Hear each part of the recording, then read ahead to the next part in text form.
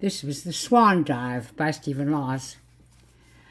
I really don't remember my night walk across the Tyne Bridge, but I was aware that I'd reached that part of the pedestrian walkway halfway across, right over the river, where the water was deepest. I'd driven across the bridge many times, of course, on the way to work. Too many times to count, I guess. Just one of those things in everyday life. You do it so often on autopilot that you barely think about the journey. But I'd always been aware of that particular section of the bridge, the central girder strut and the crosspiece of ironwork next to the concrete barrier. I realized that a small, subconscious part of me had been thinking about this place when I was very low. The depression had kicked in. Perhaps I'd been figuring out that this was the place I'd eventually end up when all my options had gone. Traffic flashed behind me, uncaring, as I walked to the rail and braced my hands. I looked through the gaps in the barrier, strained to look down at the water. I couldn't see it, only outer black. I'd have to climb up on the barrier if I wanted to look down and possibly see the water. I could see the lights of the office blocks and buildings glittering on the river from the shoreline of Newcastle Quayside on my left and Gateshead's on my right. But I didn't want to look at those. I wanted to look at the water directly beneath me. I wanted to see ripples on the water there. I looked back at the traffic flashing behind me. A car horn blared, but it wailed and vanished in the night. It was nothing to do with me. You want someone to care? Is that it? You want a car to stop and someone to say, "Hey, you, don't do it." "No," I said aloud. My voice sounded strange, not like me at all. I turned back, braced my hands, clambered up onto the parapet. I hugged it like I was sitting astride a sawhorse or something. The concrete was icy cold, even though the night was warm. Wind ruffled my hair, but there was no caress to it. I still couldn't see the water below. The darkness down there was as black as the night sky above. If I didn't look up across the shoreline, it was like being on a bridge across limbo. I got to my hands and knees and stood. It was easier than I expected. The fear that I also expected just wasn't there. I turned to look at the traffic. Had no fear that I might lose my balance, go over backwards. How strange. The traffic still didn't care. It had places to go. But that was where I had to be. I turned in small, tight steps away from the traffic. 1, 2, 1, 2, expecting to lose my balance at any moment. A small part of me, deep inside, was surprised that I didn't. Now I was facing the other way, looking out across the River Tyne, with the wind on my face, coming in from the unseen North Sea miles away in the darkness. The Sage building on the right hand, Gateshead side, was like a huge glass and metal spaceship, multiple colored lights shimmering on the river water. When I looked down, directly beneath me, I still couldn't see ripples or light on the water down there, just black. And I realized now for the first time why this particular place had drawn me. Since this was presumably the point of deepest water, might it not be that when I went over, maybe, just maybe, I possibly survived the fall? If I jumped and hit the concrete quayside or struts on the way down, then there was no way I'd survive. But if I was guaranteed to hit the water, then perhaps I wouldn't be killed outright.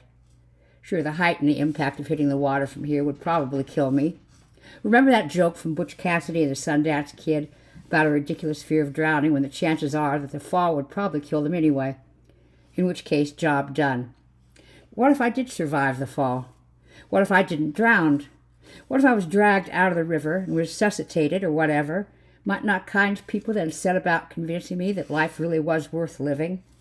If there were people out there who cared, I could set about starting again with new hope in my heart and a new life-affirming outlook. Yeah, the wind took my world away because I didn't believe it. I looked out along the river and wondered what I'd do next. I raised my arms on either side till they were parallel or shoulder high. Now, how did I think to do that? I wondered when the fear would come, wondered when the utter emptiness inside would be filled with it.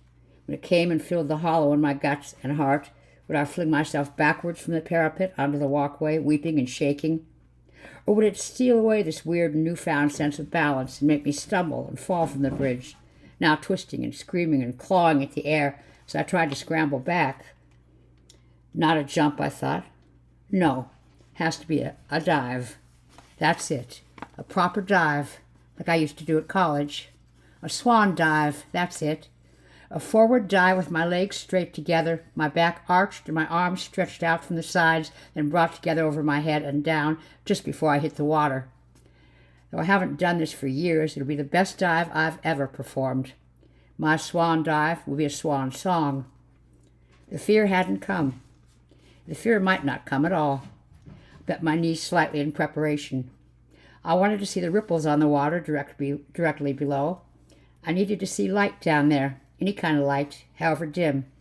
But now I realized that I would only see that just before I hit the water. It was all part of the test. Have to make the dive like it was a promise. My part of that promise was to make the dive. The promise would only be fulfilled, the ripples and the light would only be revealed, when I did what had to be done. I hadn't taken a drink that night, hadn't needed one for the first time in a long, long time, but it all made complete sense. Was a small part of me still waiting for a blaring car horn, of a voice from behind calling out urgently that I should stop? No, of course not. Would the fear come? No, of course not. The wind was now rushing in my face, no longer warm, but cold and fiercer than before. I suddenly realized, without being conscious of having made the decision, with the pull of gravity charging all over my body, I'd begun the dive. My eyes were open. My head was tilted back. Even so, I had to squint against the rush of cold air on my eyes. My body was tilting straight down. My back was arching, and I held my legs straight. Now, up and above me, as my face swung down. This was my last perfect dive. I opened my eyes, and fear, that hateful liar, was upon me, as I knew it would be all along. I saw at last the reflection of my face in the water, white as the moon, with crater blue lines of the river surface distorting that visage. My arms were held wide. It was a perfect reflection of my swan dive. My widespread arms, embracing the reflection, now swiftly bent forward as if to caress my face, just before the joined palms and pointed fingers met to pierce the surface of that black water. A perfect reflection of my face swarmed up to kiss me. But those blur lines were quickly changing the shape of my face into something else, something that was not me, something that was larger and terrible and a monstrous parody of me. In the soul-freezing moment of horror and realization at what I had done, I could see in that split second I was not looking at my reflection at all. Just as I had dived from the bridge and was about to shatter the surface of the river, something was quickly rising from below to meet me, something that was mirroring and adopting the same pose as me, and was, face to face, about to dive up and out of the river directly beneath me. I think I screamed then, but I can't be sure. In the next moment there was an explosion of dark water that engulfed me, filling my mouth and lungs. Something unfolded me, then, in a terrible grip that just as suddenly expelled the gushing intake of foul liquid from my lungs in one long and barking cough. I gasped for air as my head seemed to whiplash on my neck. There was a great roaring in my ears. It sounded like massive canvas sails flapping as my torso remained gripped in that embrace. I was more aware that far from falling, my trajectory had instantly somehow reversed and I was flying upward. My scrabbling hands tried to grip something, but slid on what felt like rapidly moving wet leather as that flapping sound continued, together with a roaring like a great waterfall. My arms and legs floundered helplessly, as surely as if I was on the end of a bungee rope. I was being borne upwards into a freezing night sky. I'd been snatched back up into the air by something that had erupted from the river at the very point where I had sought to enter it. Spray flew from my eyes, and my vision was filled with distorted, twisting kaleidoscopes of neon bridge girders and street lights.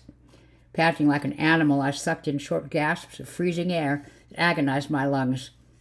Suddenly, I was a boy again, strapped into the whirling cup and saucer ride on Newcastle's town moor when the hopping fair came to town. Just as suddenly, with a juddering smack, it was back in real time again, dropped on my hands and knees onto hard concrete, retching and gasping for air, river water pooling around me. Stark street light threw a pool of shadow around where I knelt. When I weakly lifted my head, I saw that somehow I was at the top of the side road called Bottle Bank, running parallel to the bridge on my right, winding down to the quayside, while the Tyne Bridge soared on ahead across the river. I was on all fours, in the middle of the steeply winding road, when logic dictated that I should be dead and drowned. A greater shadow than the one in which I knelt suddenly moved into my sight line. It was man-shaped, but surely much too big to be a man. Something profoundly wrong about it as it stepped silently up to me. Its horribly long arms were held wide in a cruciform. Those arms looked more like... No, they surely couldn't be wings. They weren't like the silhouette feathered wings of a bird, the smooth black velvet leather of a bat's outstretched wings, but more like the dactyl claw spread of some jet-black petrosaur or black angel. Further thought was snapped from my mind by that sound again, the canvas flapping of a sail, not unfurling this time, but furling.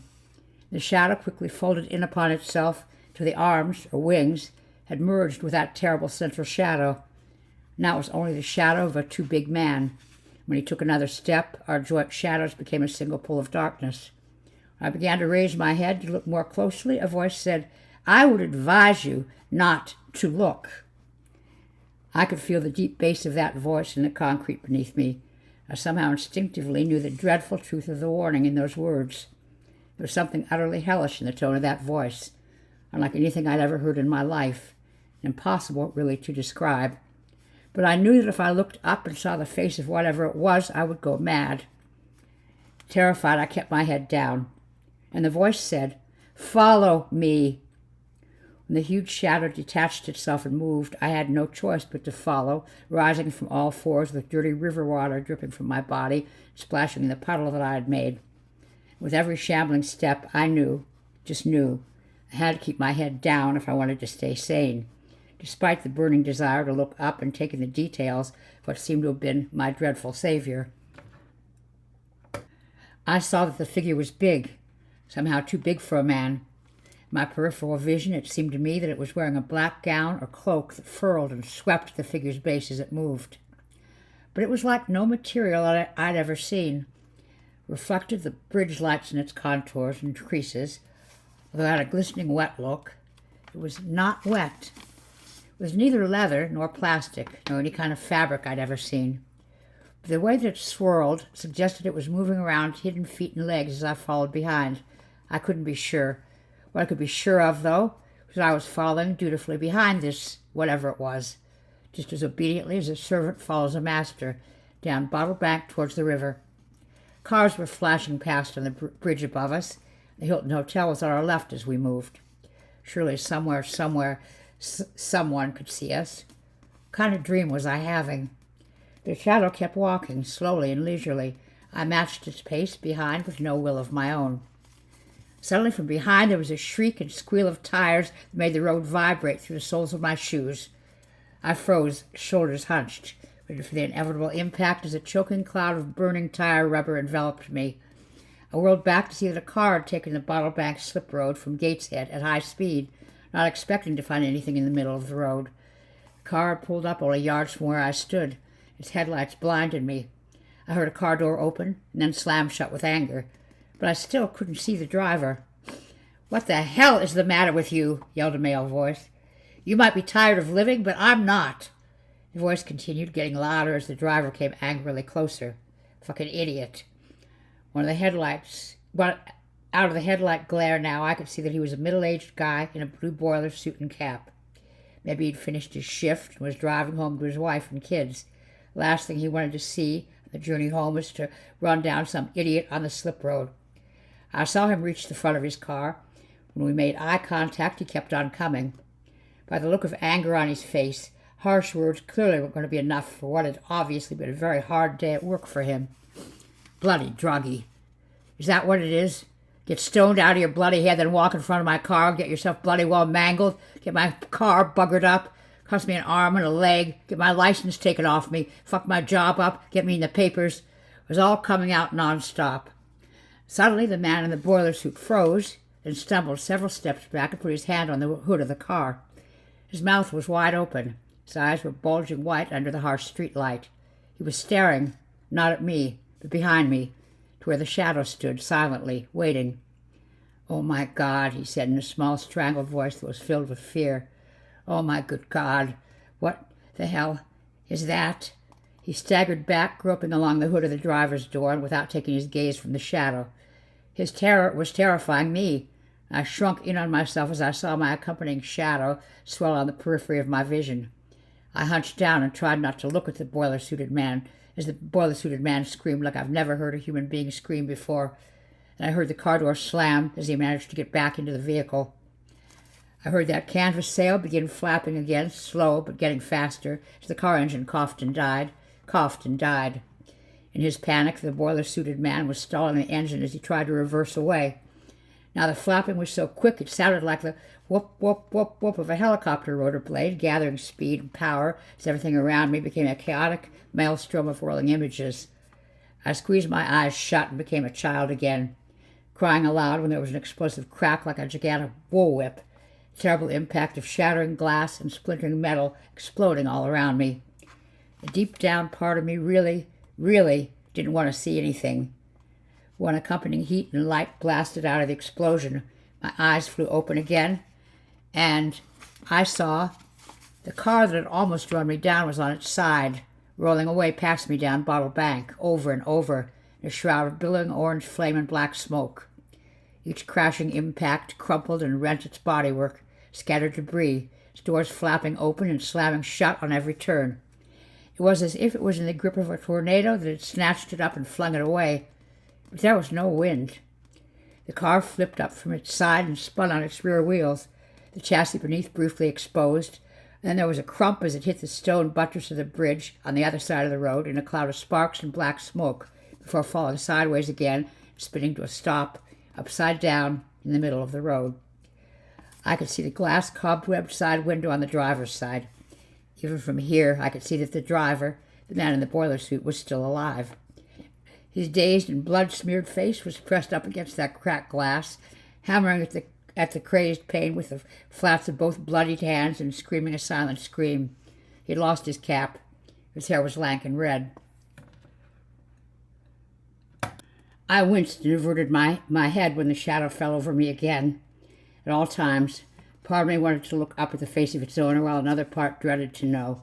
All I could do was look back and fix my gaze on the bloodied, terror-stricken driver. His fingers had found cracks in the spiderweb fractures. He was clawing a hole there, pressing his mouth to it and screaming for help. I could hear nothing over the roar, flap and billow of smoke, and the purple-orange flare of petrol flame from the fractured tank on the other side of the car. "Elton," said the shadow. It was as if a great shadowed arm had been put paternally over my shoulder, even though I felt no physical touch. I could feel power emanating from its presence. It was like standing next to some sharp industrial generator, throbbing with invisible and soul-shuddering energy. "How do you know my name?" The sound of my own voice surprised me. I thought I'd lost the ability to speak. "I know many things," the voice continued, "and I know you." "Thank you," I said. I knew it was a ridiculous thing to say. It felt like the voice of a frightened child in the presence of an abusive parent. Then I heard myself say, "What's your name?" The driver had clawed chunks out of the side window now and got his face and mouth right up against the jagged aperture. When he screamed this time, I could hear it loud and clear above the other noise. "Help me, please. For God's sake, help me!" I stared at his contorted face and knew that the terrifying companion who towered over me in darkness was considering my question carefully before answering. Surely to God someone in the hotel complex across the way could hear the noise and come to help. Come to get me out of this terrible nightmare. Purple-orange flame ignited inside the car behind the driver's twisted and blood-stained face. His eyes widened so much that I thought they'd pop and burst. He could feel the heat but couldn't turn to look. His mouth was moving, but no words were coming now. "Swan," said the shadow at last. "You can call me Swan." Although I knew it wasn't its name, I knew why it had chosen the name. The flame in the car suddenly flared completely orange as it swamped the driver's face and hands. His red hair crisped, frizzled, and flared to nothing. His flesh melted and peeled like wax on a department store mannequin, lips curling in an involuntary sneer as they burned and crisped, revealing yellowed skull teeth that were now much longer in his face than before, and I knew that he would have screamed again had he not swallowed that blossoming flame into his throat and lungs. The shock of it made him look like a man suffering from bad indigestion as he gulped and gasped, rather than a man burning alive. was the most horrifying and obscene thing I'd ever seen in my life. "Be quiet now, Elton," said Swan, "while I feed." The driver's eyes popped and flowed. His jaw kept working soundlessly, in flame, as if repeating, "Yeah, yeah, yeah." The car was filled with fire, black smoke gushing from the shattered window screen and wheel rims. There was no human movement of any kind in there now. The shadow, Swan, said, "Come," and I knew that he had finished feeding. Oh, God, God, God. I was afraid as the darkness overwhelmed me again. I felt the same constricting embrace around my ribs and torso that had saved me from the river. Smoke, sparks, the whirling girders of the Tyne Bridge, another whirling maelstrom of wind and image and neon, and the flapping sound of those great canvas sails that I knew must be wings. We were flying again, into the night. I didn't know how this could be. It simply was. This time there was no sensation of having been transported and dumped back down on the ground in a different location.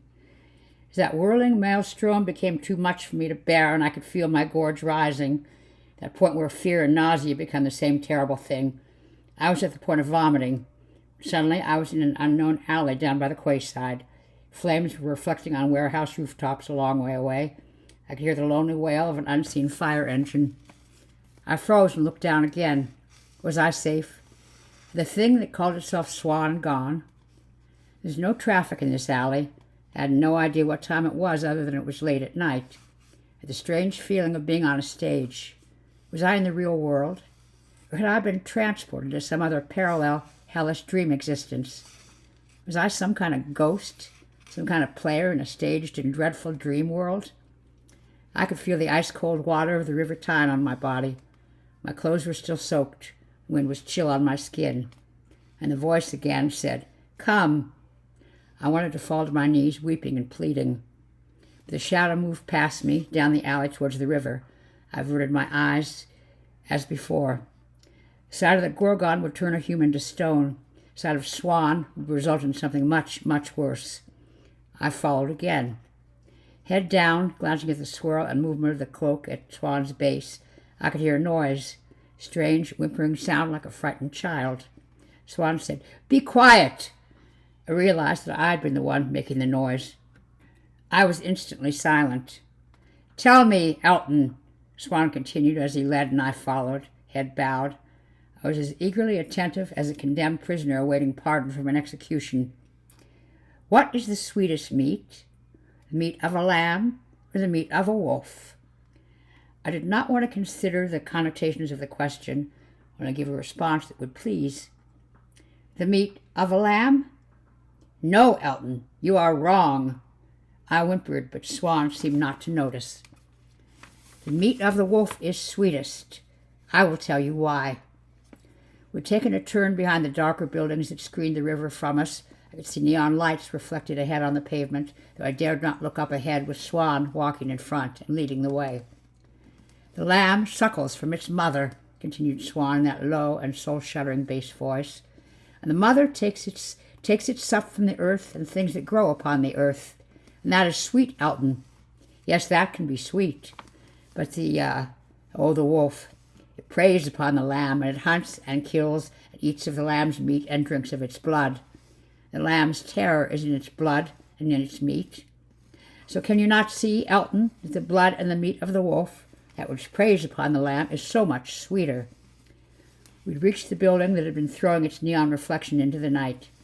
There was a reflection of a red neon sign in a puddle at my feet. It was upside down. First it looked like an alien language. Then I made sense of it. Juniper Diner. "Stop here," said Swan, coming to a halt. I stopped. His shadow obscured the neon sign in the puddle, ripples flowing across the dirty water. First I thought that it was moving forward again. I started forward, then came to an immediate halt. Swan hadn't moved at all, but something was happening to his shadow. The ripples on the puddle increased, but there was no wind. When they stopped, I saw that something had happened to my captor. Even though I could never look at him properly, I could see in my peripheral vision and in the water's reflection that Swan had changed. He'd somehow shrunk, was now no longer much, much bigger than a man. Now, my savior and captor was the size of a normal man. "Take my hand," he said. I saw a shadow arm reflected in the puddle as it reached for me. That moment, it's like being back on the Tyne Bridge, just at the moment when I found myself climbing up under the stone escarpment and preparing to make my dive. My instinctive terror of Swan should have robbed me of all strength and will.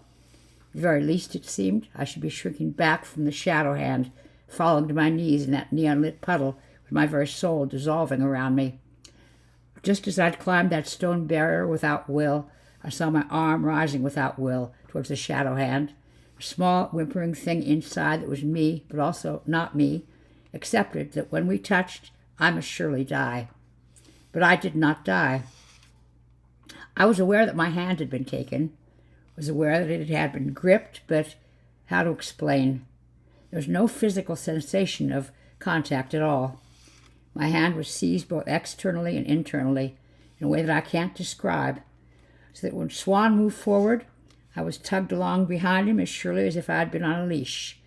Like a fearful child, so deathly afraid of Swan's wrath, I quickly made up the space between us, head down, so that I didn't have to be tugged again. The glass door of the building banged open as we entered. Now, from my peripheral vision, I could see that we had entered a bar-diner. It was brightly lit, and something inside told me that Swan could have brought great darkness inside with us, but he had chosen not to. The lights flickered. A bulb popped somewhere, and someone said, "Fuck." The tiled floor beneath me was cracked and stained. Anonymous rock music was playing on a radio somewhere. I was aware of figures hunched over formica-covered tables. Swan walked to a corner bench table, sat with his back to the room. Still holding his hand, I dutifully sat next to him. The black cloak that covered him pooled on the bench beside me so much like liquid, I expected it to run off the edge and drip on the floor. "What's the word I'm looking for?" asked a male voice from somewhere behind. "Faggot?" replied another. "No, man.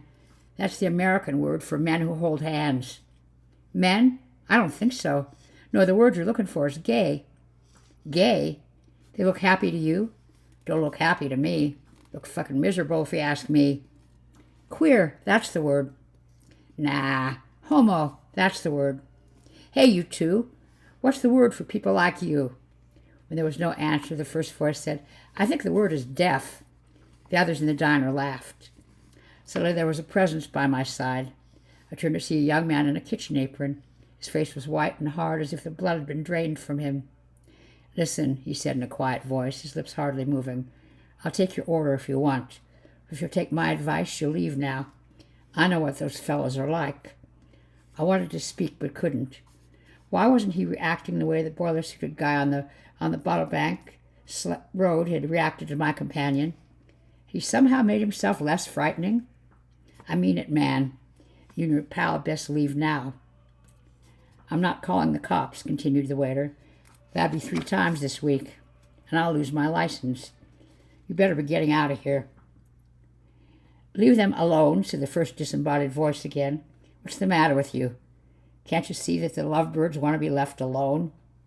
I heard the sound of seats scraping back from tables. The waiter made a moaning sound.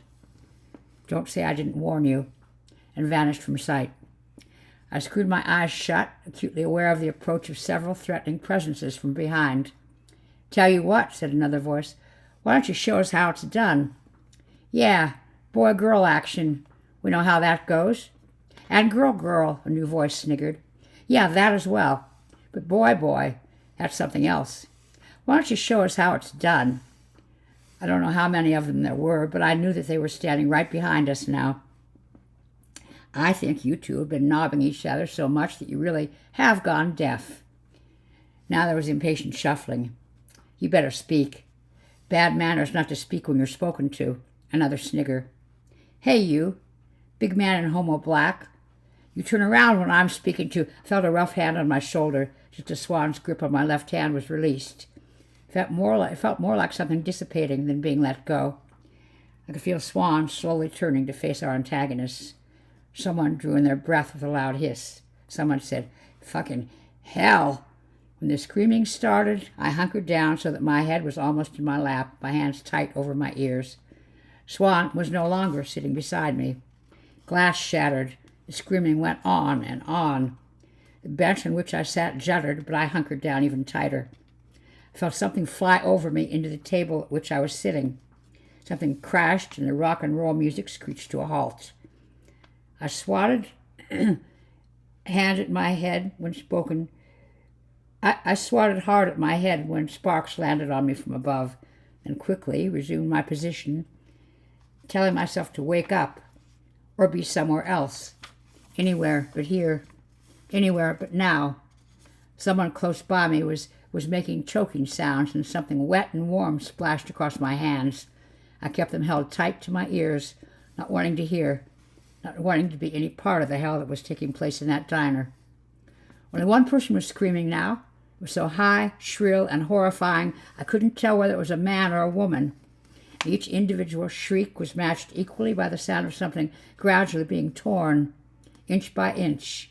It was a rough and terribly wet sound, also somehow obscenely intimate. The shrieking became an insane babbling, and God, oh God, I didn't want to hear any more. I prayed for it to stop, but it just went on and on. I had no idea how long the hellish sounds continued. When they did eventually stop, I realized I was rocking back and forth like a small child trying to console itself. I stopped rocking, gingerly took my fingers away from my ears. Glass crunched on the floor behind me. I flinched. Before I could clap my hands to my ears again, Swan said, "Open your eyes and look at the table." All the diner's ceiling strip lights had been shattered, except one that gave enough light to show the littered and glittering crimson pool before me. I dared not look around me. I could tell that the diner had been completely wrecked. "Put your hand in the blood, Elton." I did as I was told, making ripples spread to either end of the Formica table. Heard it dripping and splashing from the ends onto the floor. "Make handprints." "Where?" "Anywhere. Everywhere." I was like an eager child at a finger painting competition, splashing my hands and then patting the dry patches of tables, the bench on which I was sitting, on myself. "Enough," said Swan. I waited for further instruction, trying not to see Swan's reflection in the smeared crimson pool on the table. "Do you know why I asked you to do that?" I could feel the reverberation of Swan's voice in the tabletop, making ripples shimmer and spread. "My fingerprints?" I heard myself reply. I could feel Swan smile. "And your DNA. Now we have to personalize things." "Personalize?" "Where do you live?" "Apartment 12A, Arbon Building on..." "Oh, yes, West Jesmond." "How do you know?" "With me, Elton, a little goes a long way. By the time we're at your home, I will know a lot more." I saw the dark, indeterminate reflection of Swan's arm in the bloody table as it stretched towards me. I flinched even from the sight of that, not wanting to see its details. But I knew that he wanted me to take his hand again. I did so. Again I felt my hand taken, but was unaware of any physical sensation. I allowed myself to be led out of the ruined diner, my head always down, looking at the details underfoot. I tried to make sense of a curious, ragged image that I had to step over. It was only when we had walked outside again into the cold night air that I realized it had been a severed human head, his face matted with strangling hair. "Would you like me to sing to you?" asked Swan. "No, thank you." "Very well." Again my world tilted, and I screwed my eyes shut as I was taken into that awful embrace. It seemed to me that I was not breathing. I had not been breathing before when Swan had enfolded me this way. So if the act of breathing was not required when it happened, another thought came to me. Was this what it was like when you plunged into the River Tyne, and the shock of it made you gasp water into your lungs instead of air, so that you didn't breathe, just gasped in water until you drowned? It was somehow like that, somehow not. I'm sorry, I know that isn't clear, but Swan's embrace contained the terrible essence of what I'm trying to convey. The awful flapping began again, and we were traveling once more. I willed myself unconscious. I'd done it before, years ago, when I was writhing in pain on a hospital trolley, waiting for a hospital bed to become free. I was suffering with bacterial pneumonia. Every joint in my body was screaming with pain. I'd somehow made myself black out to escape from it. I did that again now. I'm not sure whether what followed was a dream, but it seemed like a dream. But none of that sickening suffocation this time. None of that feeling of being transported through the night, terrible flapping and buffeting that accompanied it. Now I was on the shadowed internal staircase of my apartment block in West Jesmond. The communal door in the hallway was shut, and I had no awareness that I had used my pass key to come through it. But I was halfway up that first flight of stairs. A small, shrinking part of me wanted to believe that I would be able to wake up completely now, perhaps begin to understand that I'd suffered some kind of mental breakdown. If I could only get to my apartment, everything would be all right again. When I began to turn to look up the stairs, it was as if the whole stairwell was underwater, suffused with blue undersea light. My turning was in slow motion, as if I was an underwater swimmer. In that moment, I knew that any chance of awakening was hopeless. Swan was up there, on the stairs, waiting for me. I hoped that Mrs. Albermont, who lived on the first floor landing, didn't accidentally open her front door as usual when she heard someone on the stairs, so that she could engage in a brief and trivial conversation with whatever was there, with whoever was there. Because if she did, she would die. "No, she won't," said an unseen Swan from the darkness up ahead of me. "Why?" My voice seemed slow and dragging. "Because you like her." I ascended. Was I indeed dead and at the bottom of the river Tyne? Was this why I felt I was swimming up from the depths, as if the worn carpets on the stairs were swirling like mud beneath my feet as I ascended? Mrs. Albermont did not appear on the landing, thank God. I did not look up on the second or third flight of stairs as I kept onwards and upwards, but I knew that Swan was up there, leading the way to a place that he could not possibly know existed, but somehow did. I turned, and I heard my apartment door open. I entered that deeper underwater darkness, made my way to the living room sofa. Swan was ahead of me, but somehow the door closed of its own volition and locked. I sat head down and listened to Swan, his presence somehow all-consuming in that living room, moving in the dark like liquid, picking up and examining ornaments and framed photographs from the shelves and tables. Dried flowers from a vase beside the television were scattered absently at my feet. Heard the telephone jiggle in its cradle, followed by the pages in my personal telephone book, rifling and turning. "Ah," said Swan at last, "now I understand." "You do?" Again, my voice sounded like a small, frightened child wanting desperately to be understood. "Oh, yes. Come here." I stood, not looking, like the naughty boy at the back of the classroom, now called to the front for punishment. I took 2 steps, a third, then hesitated. "I really don't want to look at you." "It's best that you don't, Elton." 2 more steps, if you please." I did as I was told. Now I was close to the telephone table. Suddenly the telephone was in my hand. "Does it have to be her?" "Yes. Tell her to come over." "Do I have to?" "Yes. Tell her to come over alone." "But she won't come over alone. She'll bring him as well." "I know, but tell her anyway." I dialed the number. For a moment I couldn't get my breath. The telephone continued to ring as I struggled to control my breathing, feel my heart hammering and my throat constricting. "What?" When she answered, her voice was sharp and sleep-blurred, but heartbreaking in its familiarity. "What the hell? Susan? What? Wait, bloody hell. Is that you, Elton? Is he with you? Have you any idea what time it is, you stupid bastard? Is he with you? You're drunk. Fucking typical.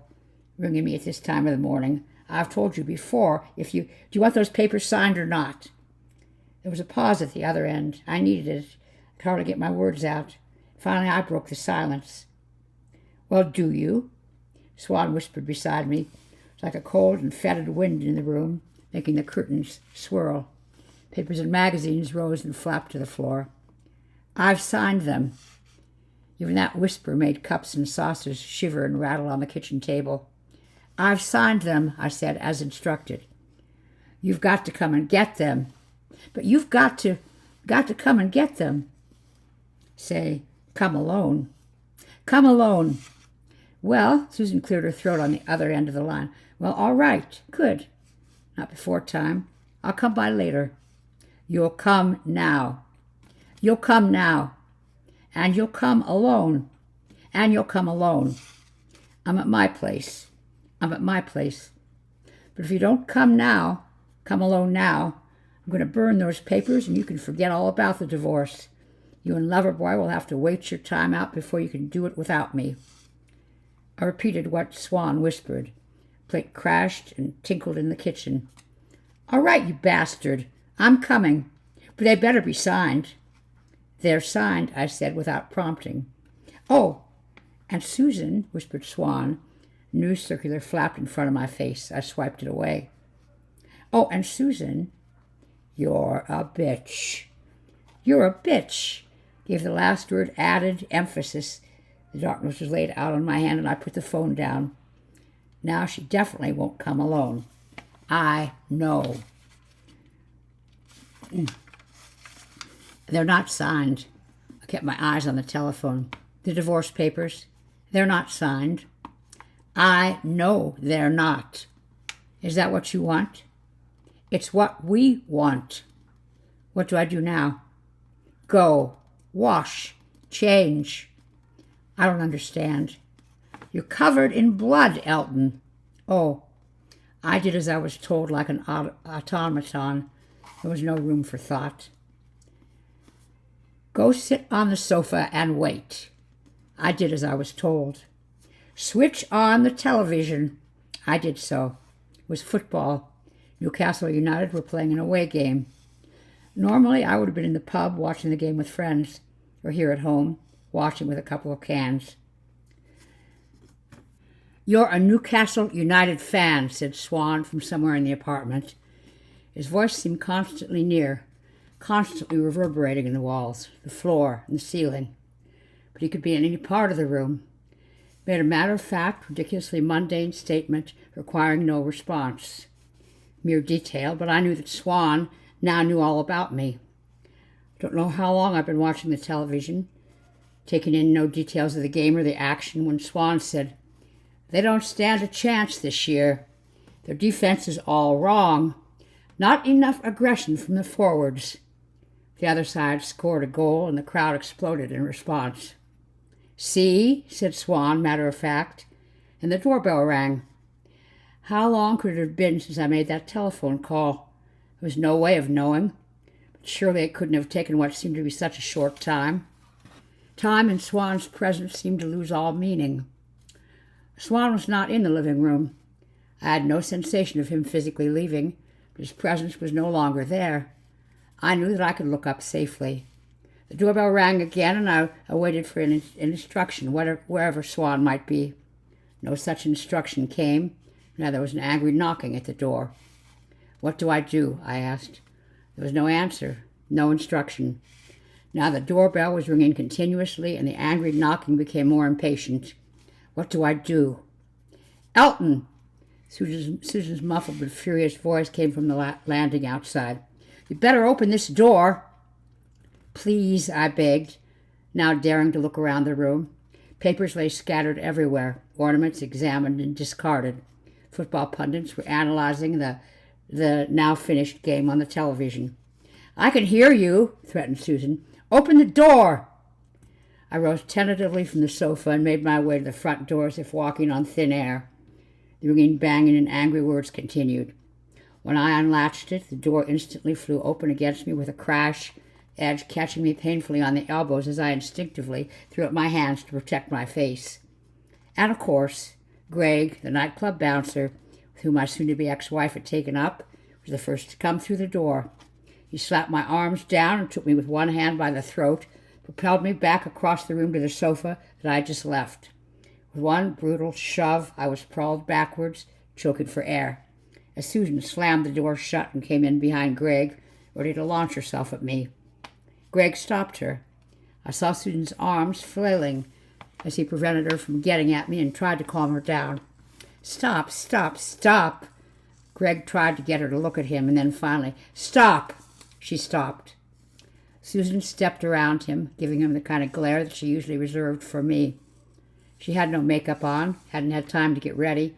I knew that in itself would have infuriated her. Her hair was not as perfectly attended as usual. She angrily snatched back a wayward strand as she turned her familiar glare back to me. "Okay, Elton, where are the papers?" I sat up, looked around, and waited. There was no sense of Swan's presence at all.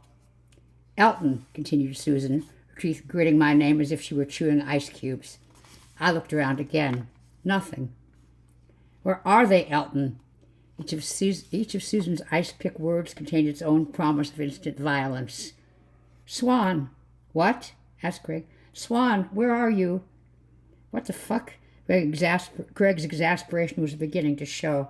"What the fuck are you talking about swans for, Elton?" He liked to exaggerate the pronunciation of what he considered to be my very poncy name. "You see," said Susan, hands on hips as she turned back to Greg. "I told you. He's pissed again.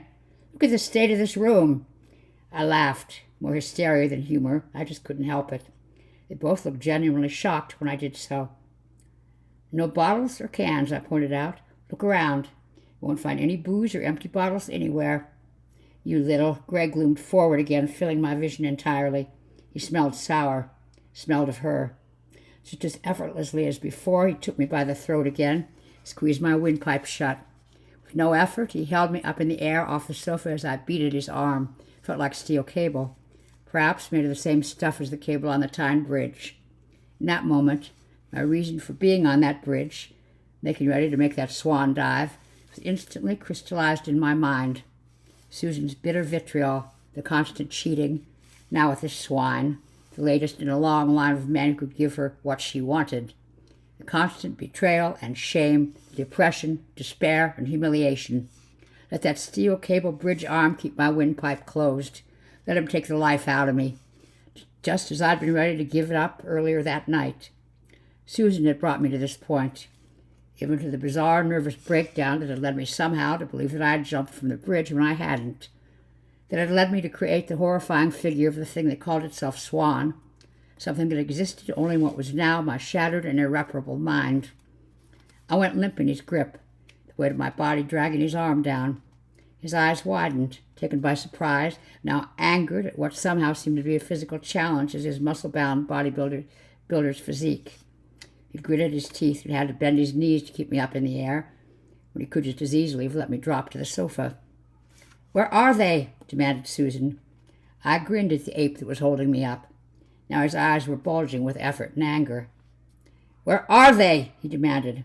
I just kept on grinning. "You scrawny little bastard." Greg looked like he was being challenged in a one-armed contest to lift the world's heaviest dumbbell on an episode of World's Strongest Man. I was a dumbbell, all right, and I'd win the challenge when he killed me. "Let him go." Susan's face leered in close. "Take your hands off his throat. How can he talk if you're choking him?" It was the excuse that Greg needed. He pitched me back on the sofa, face now beaded with sweat. Susan was in my face now, slapping me as I retched. "Where are they? Where are the papers?" I was done. I just wanted this harpy out of my face, out of my apartment, out of my life. I pointed to the bureau by the telephone. Susan gave me a good one across the cheek and helped me breathe again, then tottered to the bureau. I forgot that there were papers all over the floor. Had it blown off? What had blown it off? If it hadn't been... Greg joined her, snatching and grabbing at papers on the bureau on the floor.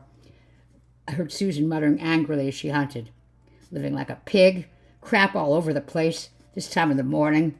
And Greg said, Here it is," snatching a paper up from the floor. After a brief pause while they looked at it, I knew what was coming next. "You bastard." Susan turned back to snarl at me. "You haven't signed it." Maybe if I smiled at her again, Greg really would kill me. Seemed like an option. I watched his face go red with anger. Could he really love her that much? Or was it just pure frustration with me? Susan stormed back to me, holding the paper in front of her. Greg loomed behind her as she thrust it into my face. "Sign it." "What with?" My voice sounded raw and strangled. "Greg, find a pen."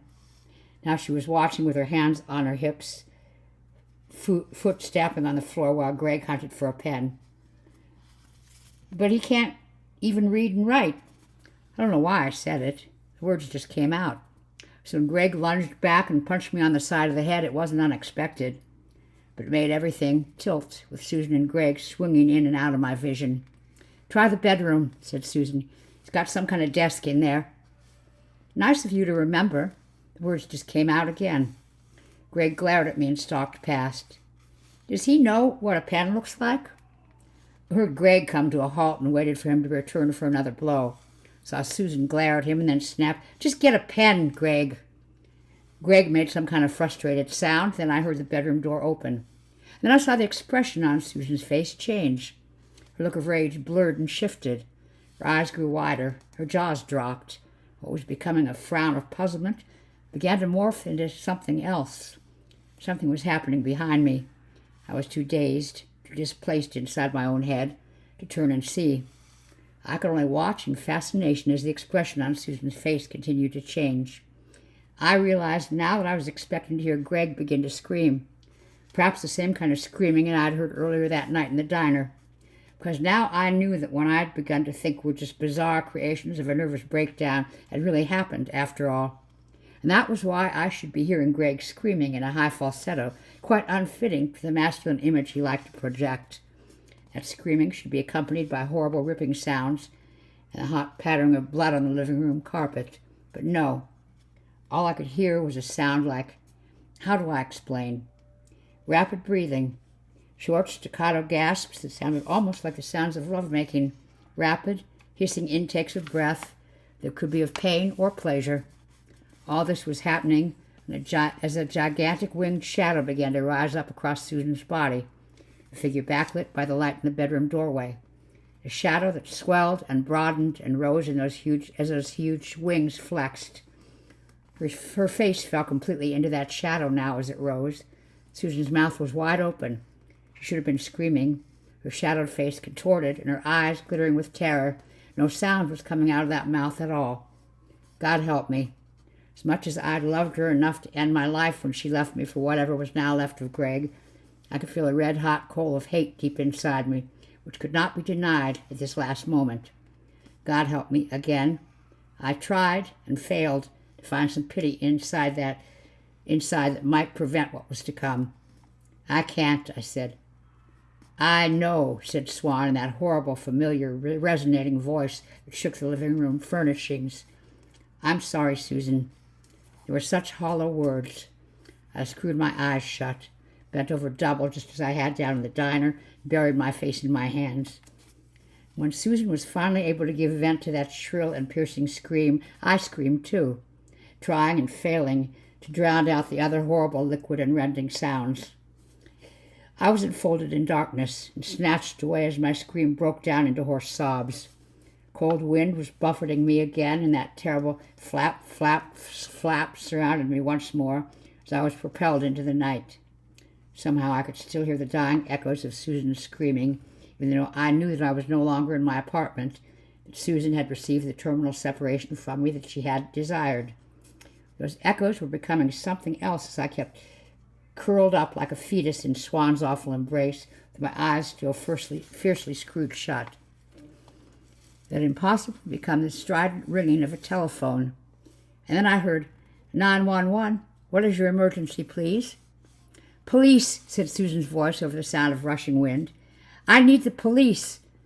How could that be Susan's voice when I knew that Susan no longer existed? Your name and the nature of the emergency, please. My name is Susan Perdue, and Swan in Susan's golden voice. I've just been assaulted by my husband, Elton Perdue. Where are you now, Mrs. Perdue? Can you give me... You got to stop him.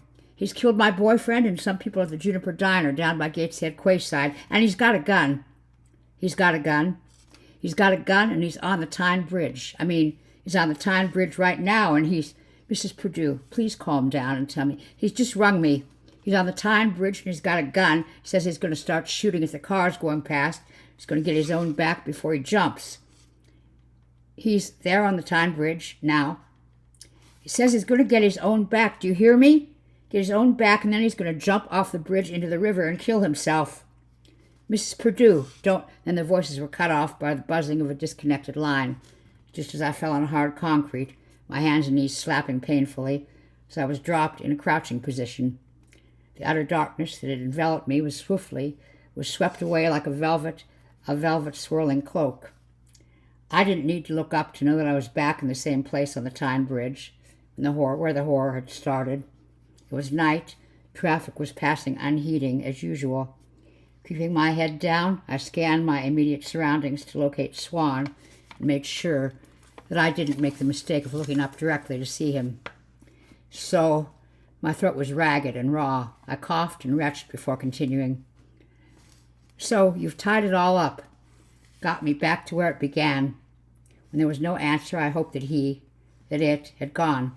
Really, I knew I couldn't be so lucky. Are you there?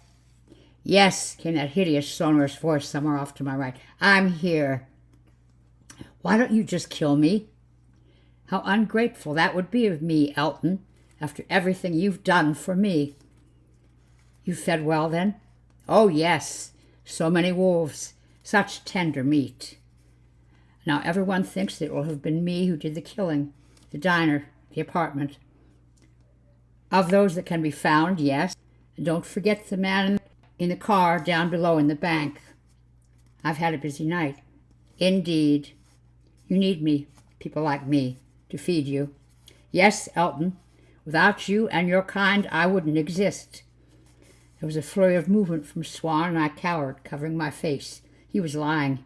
He did intend to kill me after all. But no, as the wind flapped around me, I knew that Swan had jumped up onto the parapet to the exact spot from which I had made my swan dive, given my terrible savior its name. So that's it, then? This is where it ends? That's up to you. You have choices, Elton. You still have choices. What the hell are you? Not a wolf, not a lamb. He was silent then. For a moment, I really thought that I was going to get a proper answer. And the distant wailing of police sirens swirled in the air. Swan laughed, or at least made a low and shuddering sound that could have been a laugh. Goodbye, Elton. Then Swan was gone, over the edge of the parapet and into the night.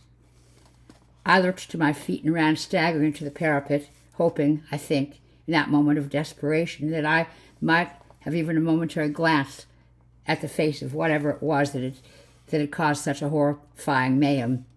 Maybe the shock of seeing Swan properly would do more than send me mad. Perhaps, mercifully, it would kill me. As I lunged to look over the edge, all I saw was a massive shadow like a giant black seabird, suddenly folding black bat-like wings tight behind its back as it plummeted into the water. There was no explosive splash, just a thin plume of foaming black water that spurted high and dissolved into spray. For a brief moment, I saw a swift underwater flash of something like glittering scales. Swan sped down and away into the River Tyne. When I leaned back, I could see lights in a police cordoned area below on Bottle Bank, where Swan had killed the driver and destroyed his car. The sound of police sirens was very loud now as I turned from the parapet. Bracing both hands behind me on the cold stone, I saw the flashing lights of not one, but two police cars, one speeding towards me from the Newcastle side of the bridge, the other from the Gateshead side. Behind them, in both directions, I could see that the police had also cordoned off the roads and stopped the traffic. I turned and clambered back up onto the parapet as the first of the police cars slewed up onto the pavement, mere yards from me. All doors opened simultaneously as the four officers erupted from the car. They were in black flak jackets, clearly armed. As the second car stopped, they spread out. One of them had his gun aimed directly at me. Couldn't they see that I was unarmed, despite what Susan had told them? The officers in the second car appeared to be unarmed as they too began to form a half-circle, hemming me in on the parapet. "Armed police," said the officer with the gun. "Get down from the edge." "No, wait." One of the unarmed officers was holding up his hand to the armed policeman. "Mr. Perdue, why don't you come down and we can talk?" So some of them wanted to blow me off the bridge. Others wanted to be my friend. "You still have choices," Swan had said. I looked out across the river to the Newcastle and the Gateshead sides, cities full of wolves and lambs, sometimes things that shouldn't exist but do, like Swan. Now one man wanted to shoot me, the other wanted to save me. Should I do something to make the first kill me, or climb down to the other and be taken away, tried and sentenced to life for the murders that had occurred that night? Or could I just finish what I'd originally started and take a second swan dive from the bridge? I knew for a fact this time Swan wouldn't be there to catch me. I looked at the gun. I looked at the outstretched hand. Then I looked down over the parapet to the dark water below. Like Swan had said, I still had choices. Which way to dive? Which way, indeed?